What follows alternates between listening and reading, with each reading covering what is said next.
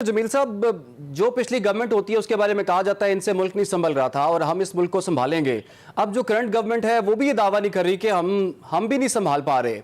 Dollar कहां से कहां चले गया, पेट्रोल की कीमतें आपके सामने हैं, बिजली की कीमतें आपके सामने हैं, अब तो आटा भी नहीं मिल रहा।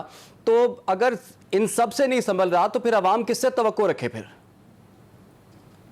नहीं, ये तो बड़ी ही एक नागुफ्ता सूरत हाल हो गई है कि किसी से नहीं संभल रहा है। और जब ये भंवर में बहुत ज़्यादा भूचाल आ जाए तो ये हकीकत है कि किसी से नहीं संभलता। और इस भूचाल को लाने में जिस तरह बिल्कुल सही फरमाया हमारे दोनों सियासतदानों ने, ये 30-35 सालों का एक ये खमियाजा भी हम भुगत रहे हैं।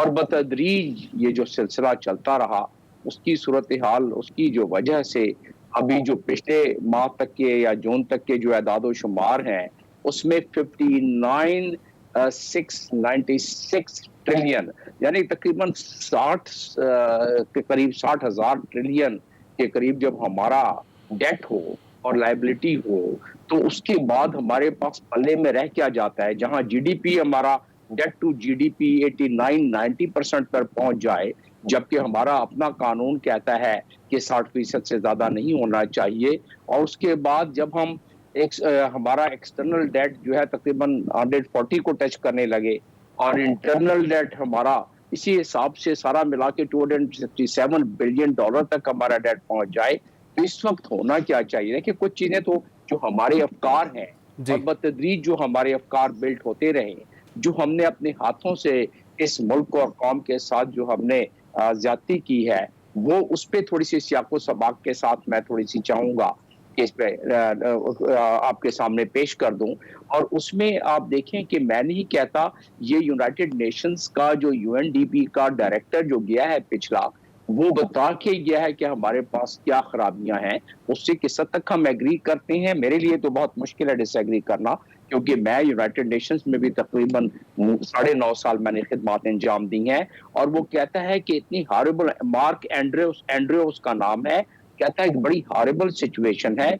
और देखें कि जहां एजुकेशन, जहां लेबर एक्सप्लॉइट हो रही है, जहां लोग पार्टियां दुबई में और लंदन में करते हैं, अपनी प्रॉपर्टीज दुबई और लंदन में जाके बनाते हैं, और मुख्तलिफ जगहों पर जहां कर्ज के पैसे लिए जाते हैं और उसमें से जो किकबैक मिलता है उसके जिस हिसाब से उसको हमारे ही अपने ही हमारे लोग जिस तरह करते रहे इन्वेस्ट इन मुख्तलिफ मुल्कों में, जिस तरीके से लैंडलॉर्ड्स यहाँ एक्सप्लॉइटेशन कर रहे हैं। डॉक्टर साहब, आपने बिल्कुल ठीक कहा, लेकिन अगर पाकिस्तान तहरीक इंसाफ की गवर्नमेंट की बात की जाए तो ऐसे लगता था जैसे आखिरी एक साल जो उनको सर्व नहीं करने दिया गया, सब कुछ जो मुल्क के लिए अच्छा होना था वो उस आखिरी एक साल में होना था।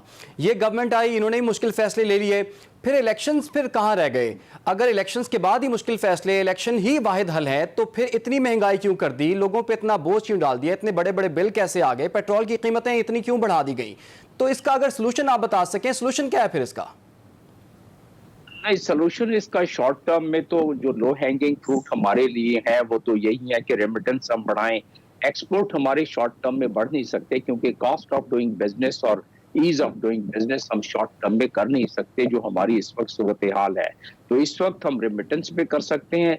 इस वक्त हमें वो छोटे छोटे एवेन्यूज तलाश करने पड़ेंगे अफ्रीकन कंट्रीज में, और जो ऑनलाइन हम जितनी चीजें अपनी गुड्स एंड सर्विसेज फरोख्त कर सकते हैं और जो $1 को हम कमा सकते हैं, जिस लिहाज से उसके लिए कोई चीज नजर नहीं आ रही, ना अभी नजर आई, ना पहले कभी नजर आई काफी अरसे से, कि जिसमें ये अंदाजा हो सके। तो ये इसके अलावा अगर देखें तो सारों को पता है कि हमारे पास इतनी गुड्स एंड सर्विस होनी चाहिए, हमारे पास इंडस्ट्री बढ़नी चाहिए, हमारे पास एक्सपोर्टेबल ऐसे आइटम्स होने चाहिए जो हम एक्सपोर्ट कर सकें और जो हम कॉम्पिटिटिव रेट पे कर सकें। ये तो एक सारी आइडियल चीजें हैं ना। लेकिन इस वक्त हम क्या करते हैं, इस वक्त जो हम कर सकते हैं कि सर जोड़कर अगर हमारे तमाम सियासतदान बैठ जाएं और मिज़ाक़ मईशत पे अगर थोड़ा सा गौर कर लें, क्योंकि इस वक्त जो सूरत हाल है, अगर इसको हमने कंट्रोल नहीं किया तो ये तमाम लोगों के हाथों से बात निकल जाएगी। हम डिफॉल्ट की बात करते हैं, मिफ्ता साहब कहते हैं डिफॉल्ट नहीं हो सकता। जो इशारे आपके सामने मौजूद हैं, उस इशारियों पे अगर हम रहे और जिस तरह वो भंवर में हम फंसे हुए हैं, और ये इशारे बढ़ते जाएंगे हमारे डेट सर्विसिंग के और बाकी मामलात के और महंगाई के लिहाज से, तो उस लिहाज से हम तो डिफॉल्ट की तरफ चले जाएंगे ना। फिर हमारे पास उसकी एक स्कीम होनी चाहिए और इस वक्त हमें इंतशार से जितना बचा जा सके बचना चाहिए। बिल्कुल आपने दुरुस्त कहा डॉक्टर साहब, आपने बिल्कुल दुरुस्त कहा, इंतशार से पाकिस्तान को बचना चाहिए।